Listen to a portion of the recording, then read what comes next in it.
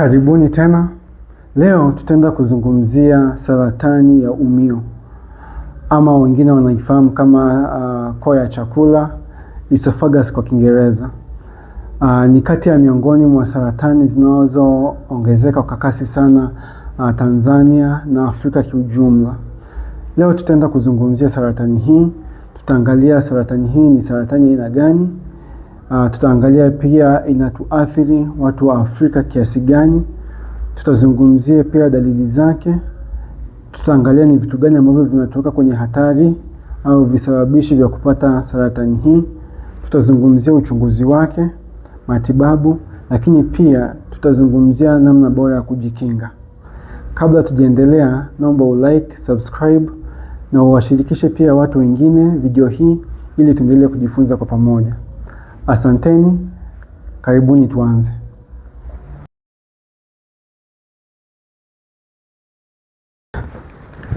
Umio ni sehemu ya mfumo wa chakula. Ni mrija ambao unatoa chakula mdomoni. Kwa hiyo tunapokula chakula tukameza, chakula hupitia kwenye mrija huu wa umio na hivyo kupeleka chakula tumboni. Seli za ukuta wa umio zinapopata mabadiliko ya vinasaba, aidha kwa sababu ya mazingira tunayoishi, tabia tulizonazo au hata vinasaba ambavyo tumerithi, husababisha seli hizi kukua bila mpangilio na hivyo kusababisha uvimbe ambao unakuja kwa saratani. Kuna aina kuu mbili ya saratani ya umio.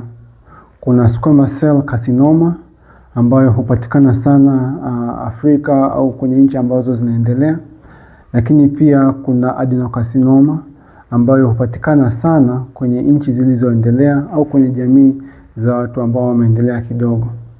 Afrika Mashariki ni kati ya sehemu ambazo zina idadi kubwa sana ya watu wanaoathirika au wanaopata saratani hii ya umio. Nchi za Afrika Mashariki zinajulikana kama esophageal cancer belt, yani ukanda wa saratani ya umio. Nchi kama Kenya, Malawi, Ethiopia na Tanzania zikiongoza kwa wagonjwa wanaopata saratani hii ya umio. Saratani ya umio kama nilivyosema ni saratani ambayo inaongezeka sana. Wanaume wapata saratani hii kwa wingi zaidi, na cha kusikitisha ni watu wengi huja au wanatafuta matibabu saratani ikisha kuwa kwenye hatua ya mbali zaidi, kwa sababu dalili zake mara nyingi mtu anapopata dalili, yani saratani tayari inakuwa imeshachukua hatua kubwa zaidi. Kwa hiyo ni kitu cha kuzingatia na kufikiria tutakapoendelea kuangalia dalili zake na visababishi, ili tuweze kuona ni namna gani ambavyo tunaweza tukagundua saratani hii mapema.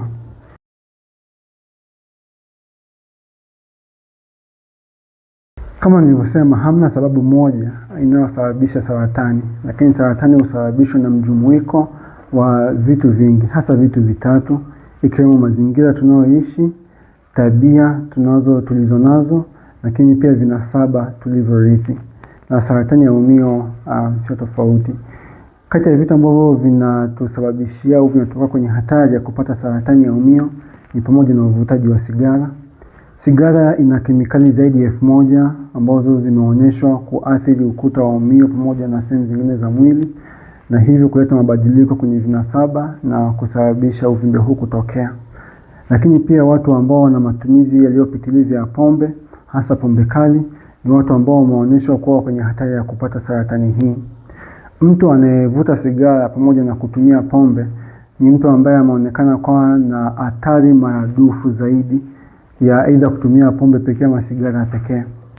Lakini pia watu ambao wanapenda kutumia chai ya moto ama uji wa moto, utamaduni huu umeonyeshwa kuleta au kuchangia hatari ya kupata saratani. Lakini pia watu ambao wanapikia kuni, hasa kwenye nyumba au kwenye chumba ambacho hakina hewa safi, imeonyeshwa kuleta au kuchangia kupata pia saratani hii. Afya au usafi duni wa kinywa pamoja na meno ni kati ya vitu ambavyo pia vimeonyeshwa kuchangia kupata saratani ya umio. Lakini sambamba na hilo pia ni watu ambao wanaonyonya kupitiliza na wale ambao wana changamoto ya kupata acid, so tunaita gastroesophageal reflux disease.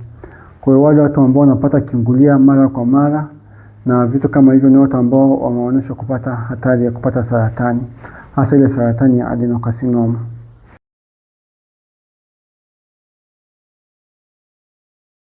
Watu wakishakuwa na saratani ya umio, kama nilivyosema, bahati mbaya mtu ukishaanza kuona dalili, ugonjwa unakuwa umepiga hatua kubwa zaidi. Lakini kati ya dalili ambazo mtu unaweza kuona ni kushindwa kumeza chakula. Hasa watu wengi wanalalamika, unakuta wanaanza kushindwa kumeza chakula kigumu mpaka chakula chepesi, na kuna watu wengine wanafika hospitalini hawawezi tena kumeza hata mate kabisa. Kuna watu wengine wanapata maumivu wakati wa kumeza. Kuna watu wengine pia wanapata wanakohoa au wanatapika damu pia. Hizi ni kati ya dalili ambazo mtu anaweza kaona kama ana saratani ya umio. Lakini pia kupunguza uzito kwa haraka sana, yenyewe pia inaweza kuwa dalili mojawapo ya saratani ya umio.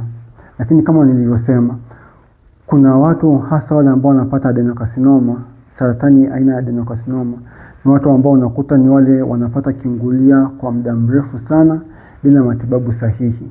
Kwa hiyo hii inaweza kuwa dalili mojawapo ambayo kama unaipata unaweza kuifanyia kazi mapema na usisubiri kupata saratani hii ya umio.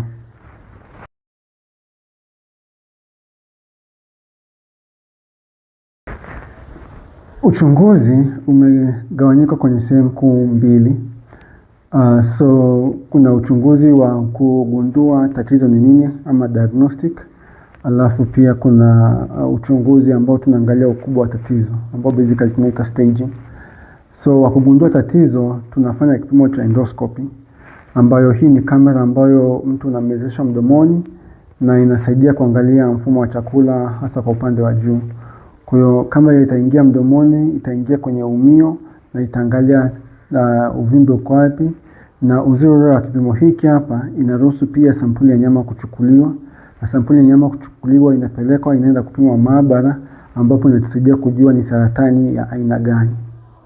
Sambamba na hilo pia kuna kipimo ambacho kinatusaidia kujua tatizo ugonjwa umeenea kwa kiasi gani, na ikiwa tunafanya CT scan.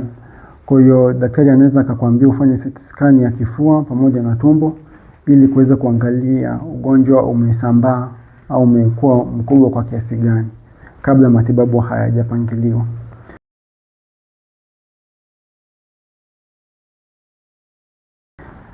Matibabu ya saratani ya umio yamejigawanya kwenye sehemu tatu. Kuna mionzi ambayo mtu anaweza akapewa, kuna dawa, lakini pia kuna upasuaji. Upasuaji mara nyingi huwa tunafanya kama saratani ipo kwenye hatua ya kwanza, hatua ya awali, ambapo tunaweza tukatoa ugonjwa wote. Ndio mara nyingi upasuaji unatumika hapo. Kama nilivyosema, changamoto ni kwamba watu wengi sana wanasubiri wapate dalili za ugonjwa, na wakati huo wakishapata dalili wameshindwa kumeza chakula, unakuta saratani imeshaenea, na hivyo upasuaji inakuwa sio njia bora ya matibabu. Lakini kama ugonjwa umepatikana kwenye hatua ya kwanza kabisa, upasuaji unaweza kufanyika kuondoa kabisa hiyo shida. Lakini kwa upande mwingine kuna watu ambao wanakuja na hawawezi kabisa kumeza chochote kile, yani hata mate hawawezi kumeza. Tunaweza tukafanya palliative surgery, yani ni upasuaji ambao unasaidia tu kuboresha maisha, lakini sio uponyaji. Na hii hapa tunatengeneza njia mbadala tu wa chakula. Kwa tunaweza tukaweka mrija kwenye sehemu ya tumbo ama utumbo mdogo, na hivyo kwa namna hiyo mtu anaweza akawa anapata virutubisho vyake. Tofauti na upasuaji, mtu anaweza kapata mionzi, radiotherapy ambayo hii hapa inasaidia kuua seli za saratani, na kwa upande mwingine pia mtu anaweza pia akapewa chemotherapy ambazo hizi ni dawa ambazo zinaua hizi seli ambazo zina saratani. Sasa kama nilivyosema, watu wengi sana kwa bahati mbaya wanasubiri dalili zikiwa zimeenda kwenye hatua ya mbele. Kuna vitu ambavyo tunaweza tukavifanya ambavyo vinaweza vikatupunguzia hatari ya kupata saratani hii hapa. Jaribu kuacha kabisa uvutaji wa sigara, punguza matumizi ya pombe, punguza uzito, Kama una tatizo la changamoto ya kupata kiungulia ama acid reflux disease, jitahidi umuone daktari akupe matibabu yanayofaa na kuweza kuepuka ugonjwa kama huu hapo. Kama unapenda kutumia chai ya moto au uji wa moto, jitahidi angalau imepoa kidogo kabla haujatumia kinywaji hicho hapo.